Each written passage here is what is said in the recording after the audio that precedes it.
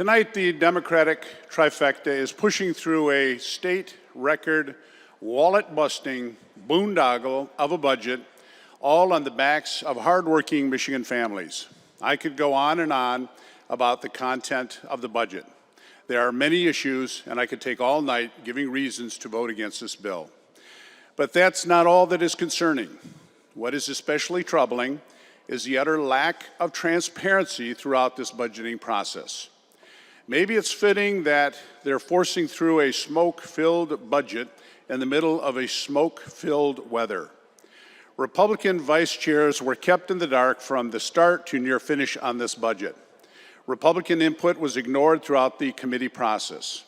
House Republicans were repeatedly silenced and censored throughout the day. And we in the Senate did not even receive details on this budget until very early this evening.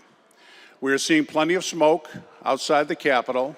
Thanks to the Democrats, we're seeing smoke and mirrors inside the Capitol.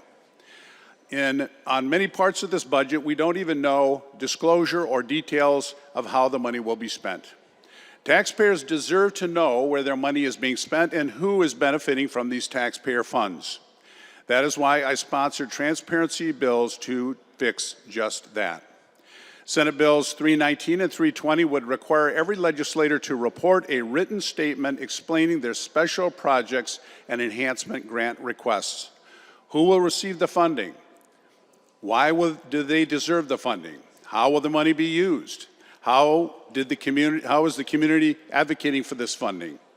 Why the people of Michigan should pay for it? And then they must verify that the legislator or immediate family members will not benefit from this spending. These written statements would have been available to the public to review at least 48 hours before a vote. But we couldn't even get a copy of the budget 48 hours before this vote. That's $81 billion without proper oversight from across the aisle. Do you think that my colleagues in the majority required these disclosures before we vote? All of us know the answer to that. The Michigan taxpayer will find out who requested the money, who gets the money, and other information about how the taxpayer dollars are spent eventually 45 days after we pass the budget.